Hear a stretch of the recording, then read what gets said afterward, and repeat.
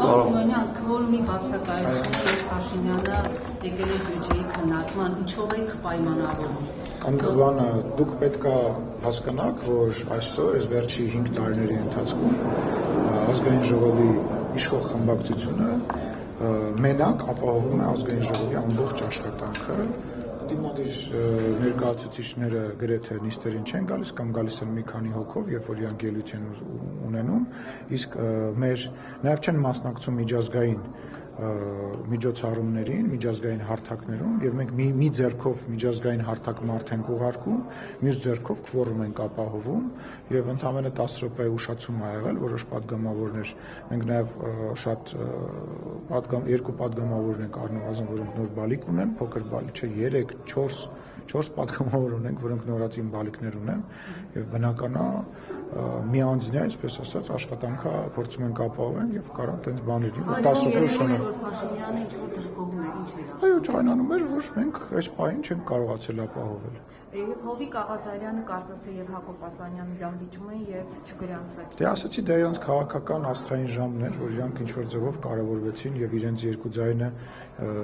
չգրանցվեցին, որպեսզի քվորում չլինեն, իրենց հետագա քաղաքական հաղթանակներ են մաղթում։ Այսինքն այսպես ներդիմային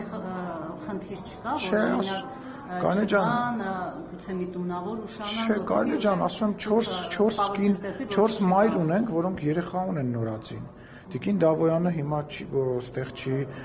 Սոնա Ղազարյանը փոքր բալիկ ունի, Մարիամ Պողոսյանը փոքր բալիկ ունի, Տիկին Տիգրանյանը բալիկ ունի, եւ ասում եմ մենք բանով է, այտենց աստվածաշնչային բան կա, 5 հոգով մի ամբողջ ազգային ժողով ենք սպասարկում, միևնույն ժամանակ ունենք մարդիկ, որոնք որ գործուղման են, պարոն Ռուբինյանը գործուղման է, էլի մարդիկ կան 2-3 հոգի գործուղման են, եւ բնական է, մի հոգի եթե հանկարծ մարդ ես ուշանում է խցանման պատճառով, երեխայի պատճառով կարող է ասենց բաներ, եւ 10 հոգի շնորհակալ է խորհրդարանը, ճիշտ հասկացա, էլ չի վերադառնալու է, չաշում չի իհարկե վերադառնալու է, գործ կար, հանդիպում կար, վարչապետը ասեց, որ քիչ անց կվերադառնա։ Երեք էլ նույն պատմությունը կրկնվեց, Անդրանիկ Քոչարյանը դահլիճում չէր, հայտարարվեց, որ իր ելույթներ չկատեն, Փաշինյանը նորից բարկացավ, նորից հեռացավ։ Լսեք, ազգային ժողովի աշխատանքների մեջ տեխնիկական բազմաթիվ խնդիրներ են լինում, падգամավորները հաճախ տեղերով փոխվում են։ Հաճախ տեղերով փոխվելու ժամանակ падգամավոր տեսնում որ ենթադրենք ինքը 11-րդն է, մի հոգի իր ելույթը հանում է,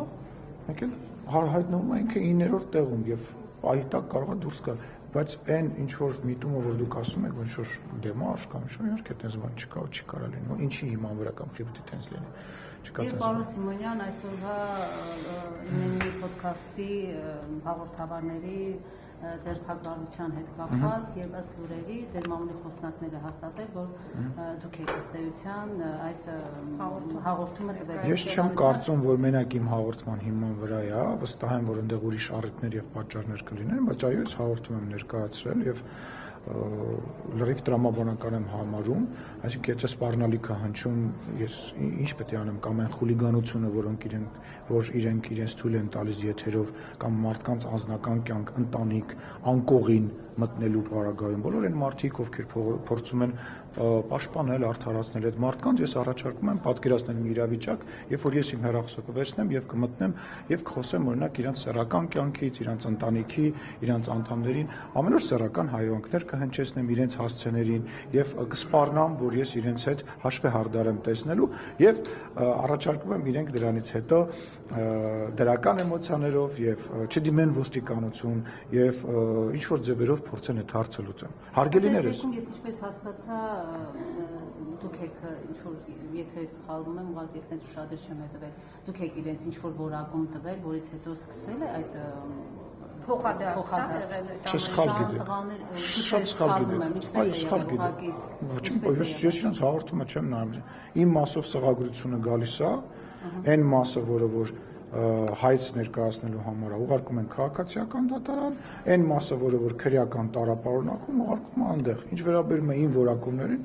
ազատ են թող դիմեն դատարան, ես երբևիցե որևիցե մեկի հասցեին սեռական բնույթի հայհոյանքներ չեմ հնչեցնում, ես որևիցե մեկի անկողին չեմ մտնում Կարինե ջան, ոչ նախկին նախագաների անկողին, ոչ իրենց ընտանիքի անդամների, ոչ իրենց մահացած ներողություն, ոչ իրենց մահացածների գերեզմանների մասին չեմ խոսում։ Ես զարմանում եմ, որ իրավապահները շուտ չէին այս խուլիգանական բանին արձագանք տալիս եւ նորից եմ ասում, են բոլոր մարդիկ, ովքեր որ կփորձեն եւ կուզենան արդարացնել, թող իրենց վրա վերցնեն այն բաները, որոնք որ այդ երկու երիտասարդը իրենց թույլ են տվել, սկսած սպառնալիքից։ Օրեր առաջ Աբովյան քաղաքում երիտասարդ տղայի դանակը հարեցին։ Մի տղան, որ դանակը հարվեց, մահացավ, մյուս տղան իր կյանքը կործանեց եւ գնաց բանդ, գնա կդատվի եւ մանկանի։ Այսինքն ուզում հասկանամ մենք ինչ հասարակություն ենք ուզում ձևավորենք, որտեղ որ իրար վիրավորելը, ստորացնելը եւ ռազմորկեք անելը պետքա տեղ ունենան, ոչ դրանով պետքա զբաղվեն իրավաբանները եւ զբաղվել են։ Շնորհակալություն։ Բայց այդ անկողին մտնելը որ ասում եք, չեք կարծում, որ ամեն դեպքում դա սկսել է վարչապետի մակարդակով, երբ նա այդ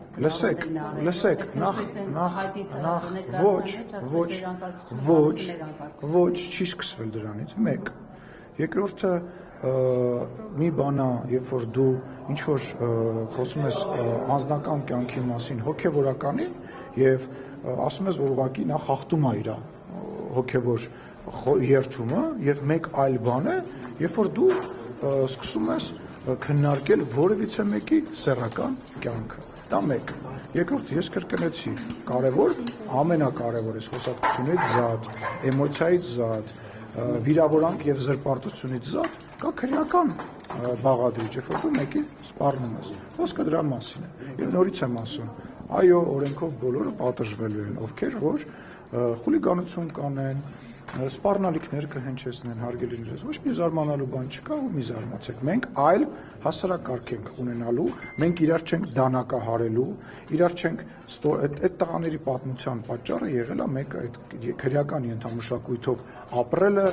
մեկը մյուսին ստորացնելը եւ երբ որ մեկը մյուսին ստորացնում է բանել, որոշում են իրանք հաշվեհարդար գտնեն, մեկը մյուսին վիրավորում է, դանակը վերցնում են, գնում են կանգառով իրար տեսնում եւ դանակահարում են, այդ որ տենց վրթովվում էիք բոլորդ, ասում էիք, որ այս ինչ դեպք կա,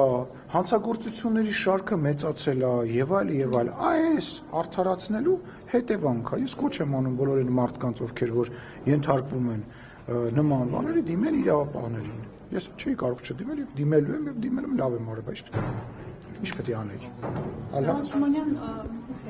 շնորհավորում եմ ձեր գործն, ձեր խնդիրն է։ Որում կլինելու պահը պատասխանելու։